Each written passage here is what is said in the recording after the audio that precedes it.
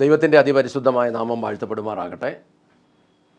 ഒരു voice clip ഇപ്പോൾ ഈ ദിവസങ്ങളിൽ കേൾക്കുന്നത് പോലെ തന്നെ ഒന്നും കൂടെ ഇടുന്നു, അതൊന്ന് കേട്ടുകൊള്ളുക.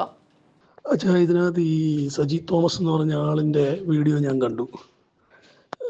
ശരിക്കും പറഞ്ഞാൽ എന്താ പറയേണ്ടതെന്ന് എനിക്കറിയത്തില്ല. ഇദ്ദേഹം എന്തായി പറയുന്നത്?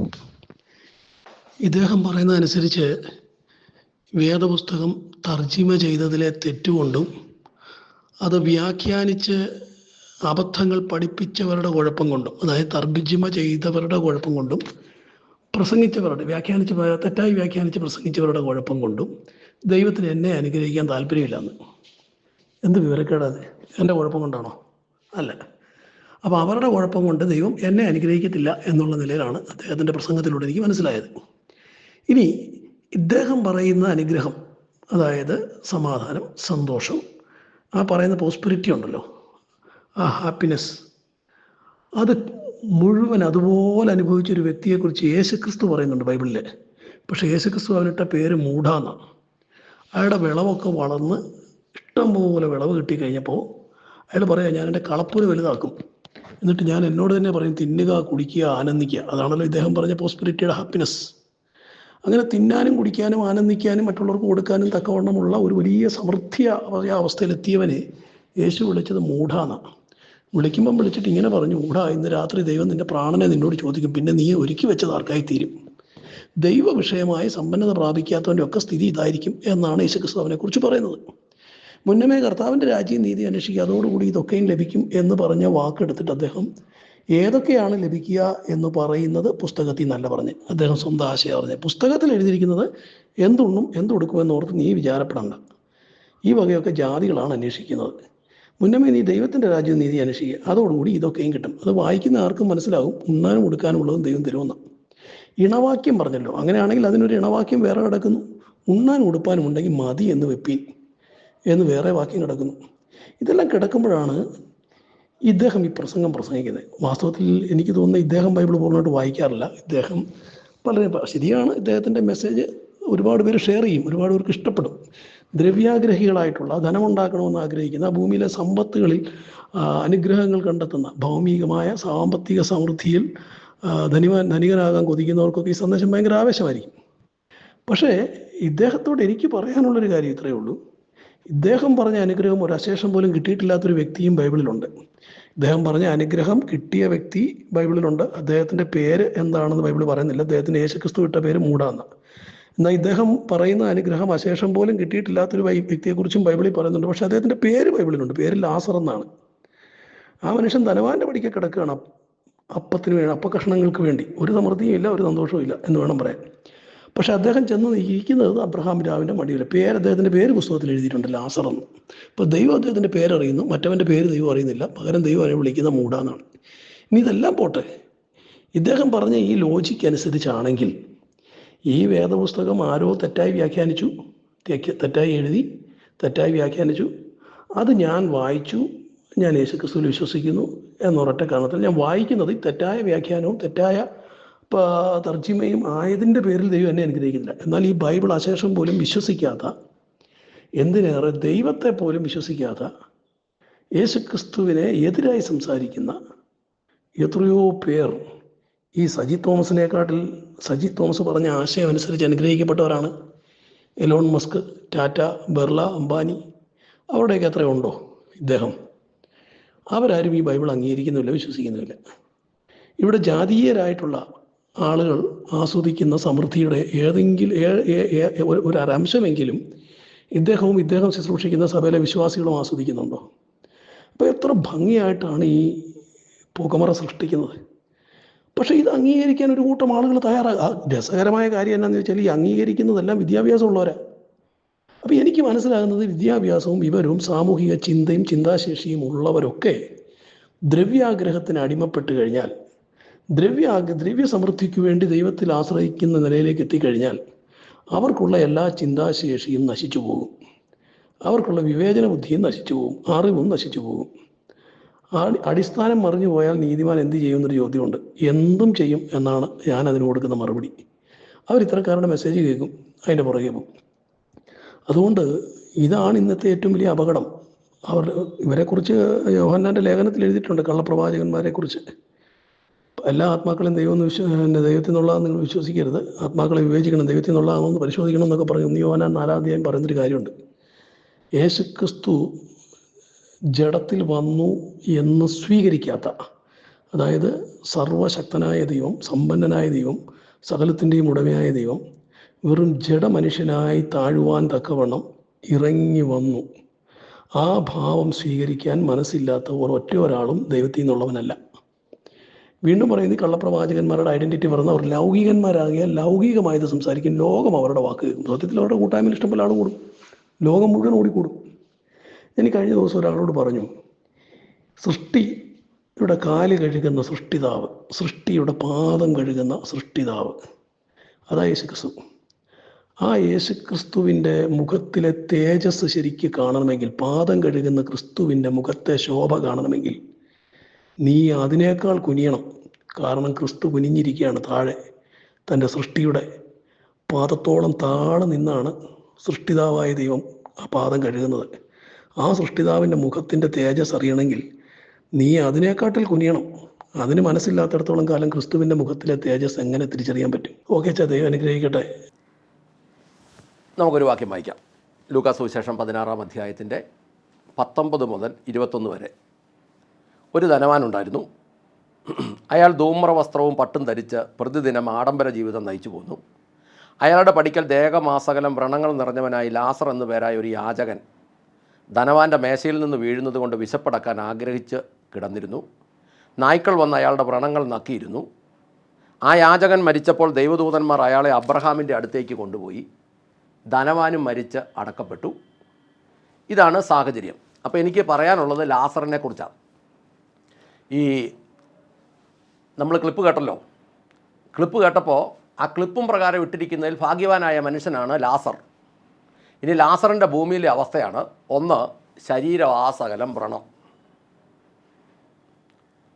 പിന്നെ പരമദരിദ്രൻ, ഭിക്ഷക്കാരൻ, മേശയിൽ നിന്ന് വീഴുന്നത് കൊണ്ട് ഉപജീവനം കഴിച്ച് വിശപ്പടക്കാൻ ആഗ്രഹിക്കുന്നവൻ, പട്ടി വന്ന് വ്രണം നക്കുന്നവൻ എന്ന് പറഞ്ഞാൽ തെരുവ് നായ്ക്കളുടെ കൂടെയാണ് കക്ഷി കിടപ്പ്.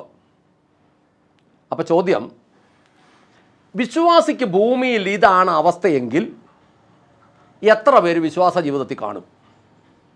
സത്യസന്ധമായ മറുപടി പറയണം. ഈ കേരളത്തിലെ വിശ്വാസികളോടും കേരളത്തിലെ ശുശ്രൂഷകരോടും ചോദിക്കുക, ഇതുപോലെ ശരീരവാസകലം വ്രണമായി പരമദരിദ്രനായി പൊടി ഈ മേശപ്പുറത്തുനിന്ന് കിട്ടുന്ന ഉച്ഛിഷ്ടം കഴിച്ച് കിടക്കുന്ന പട്ടി വന്ന് വ്രണം നക്കുന്നവരാണ് വിശ്വാസികളെങ്കിൽ എത്ര പേര് കേരളത്തിൽ വിശ്വാസത്തിൽ കാണും? ഇനി രണ്ടാമത്തെ ചോദ്യം, ഇങ്ങനെയുള്ള വിശ്വാസികളെ എത്ര പേര് സഭയിലിരുത്തും? ഇനി അടുത്തത്, ഇങ്ങനെയുള്ളവരുടെ വീട്ടിൽ എത്ര ശുശ്രൂഷകർ പോകും? മദർ തെരേസയോ ഒരു ഫാദർ ഡാമിയനോ ഒക്കെ അല്ലാതെ ഒറ്റ പെന്തക്കോസുകാർ പാസ്റ്റർമാർ പോവുകയില്ലെന്ന് ഞാൻ ഉറപ്പ് പറയാം. അടുത്തത്, ഇങ്ങനെ ഒരാളുടെ കൂടെ ഭക്ഷണം കഴിക്കാൻ ഇങ്ങനെ ഒരാൾ ഒരു ഗ്ലാസ് വെള്ളം എടുത്തു തന്നാൽ എത്ര പേര് സ്വത്രം പറഞ്ഞു കുടിക്കും? വാക്യം വായിക്കാം. ലൂക്ക 16:22 പറയുന്നു, ആ യാചകൻ മരിച്ചപ്പോൾ ദൈവദൂതന്മാർ അയാളെ അബ്രഹാമിൻ്റെ അടുത്തേക്ക് കൊണ്ടുപോയി എന്നാണ് വായിക്കുന്നത്. അബ്രഹാം ഭൂമിയിൽ ആരായിരുന്നു? അബ്രഹാം ഭൂമിയിൽ ആരായിരുന്നു? റോമർ 4:3 അബ്രഹാം ദൈവത്തിൽ വിശ്വസിച്ചു, അത് അദ്ദേഹത്തിന് നീതിയായി പരിഗണിച്ചു എന്ന് വായിക്കുന്നു. ദൈവത്തിൽ വിശ്വസിച്ചു, നീതിയായി പരിഗണിക്കുന്നു. ഇനി ഗലാത്യ ലേഖനം 3:6, 7, 8, 7, 9, 14 വാക്യങ്ങളിൽ അബ്രഹാമിൻ്റെ അനുഗ്രഹത്തെക്കുറിച്ച്, ഭൗതികവും ആത്മീയവുമായ അനുഗ്രഹത്തെക്കുറിച്ചുണ്ട്. ഇനി ഉൽപ്പത്തി പുസ്തകം 24:1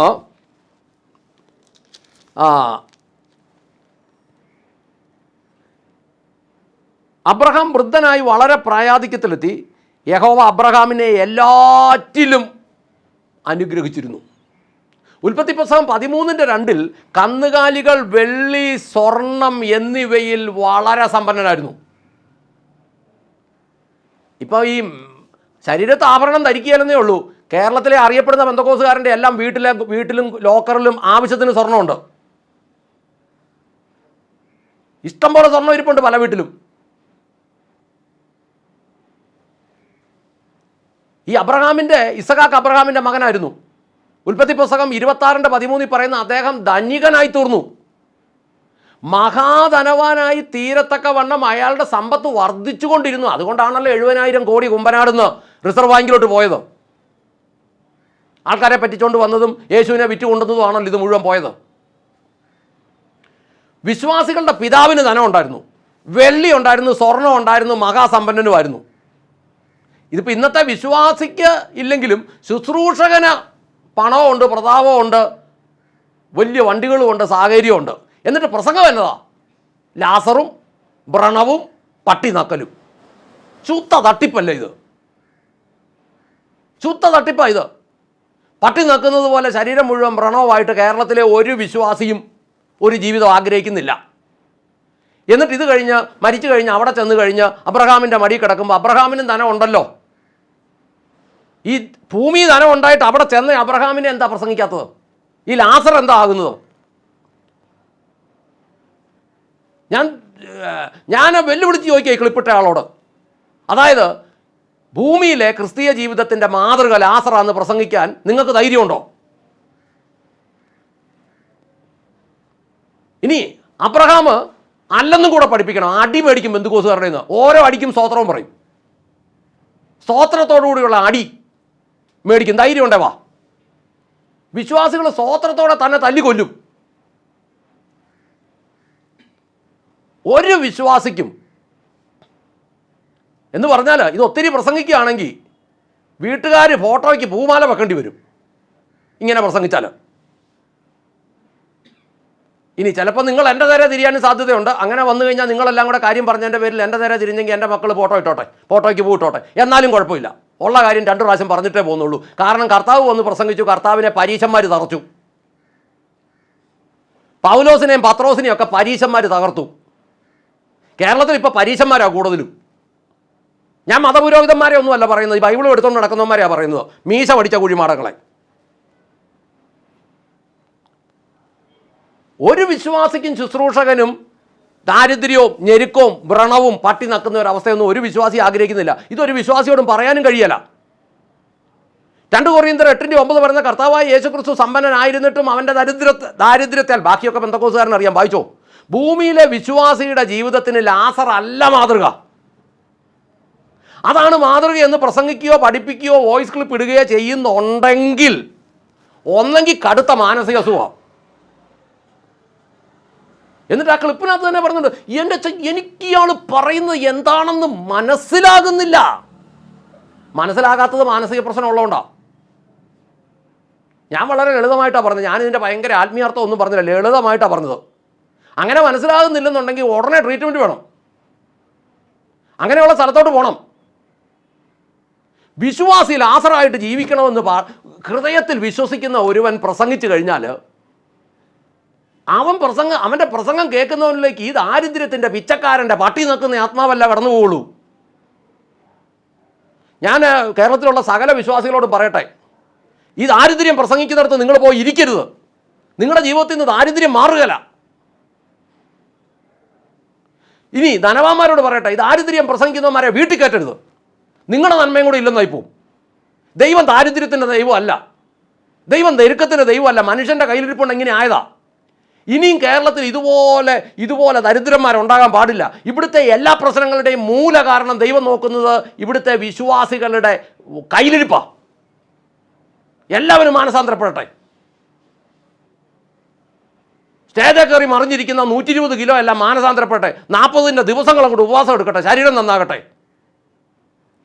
കേരളത്തിലെ അറിയപ്പെടുന്ന ഏറ്റവും മൾട്ടി സ്പെഷ്യാലിറ്റി ഹോസ്പിറ്റലിലൊക്കെ ഉള്ളവരുടെ ലിസ്റ്റ് എടുത്തു കഴിഞ്ഞാൽ കേരളത്തിലെ പാസ്റ്റർമാരെല്ലാം ഉണ്ട്, തലപ്പത്തിരിക്കുന്നവർ.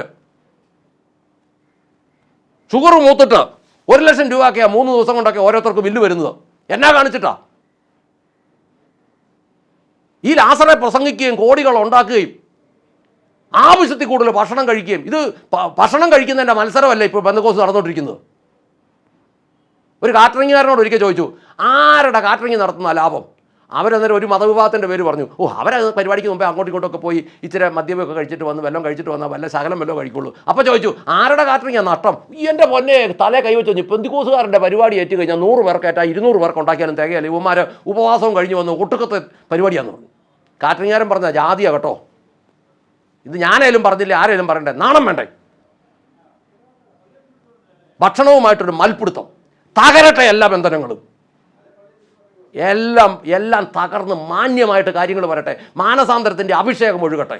പ്രാർത്ഥിക്കാം. സ്വർഗസ്ഥനായ ഞങ്ങളുടെ നല്ല പിതാവേ, ഞങ്ങളുടെ കർത്താവായ യേശുക്രിസ്തുവേ, പരിശുദ്ധാത്മാവായ ഞങ്ങളുടെ നല്ല ദൈവമേ, കള്ള നാണയങ്ങളെ തകർക്കണമേ കർത്താവെ. ഒന്ന് മനസ്സിൽ വെച്ചിട്ട് വേറൊന്ന് പറയുന്ന സകല കെട്ടുകളും തകർക്കണമേ. അങ്ങയുടെ അഭിഷേകം ഇറങ്ങണമേ. അങ്ങ് പ്രാർത്ഥന കേട്ട് അനുഗ്രഹിച്ച കൃപയ്ക്ക് നന്ദി. യേശുക്രിസ്തുവിൻ്റെ ധന്യമുള്ള നാമത്തിൽ തന്നെ. ആമേൻ, ആമേൻ, ആമേൻ.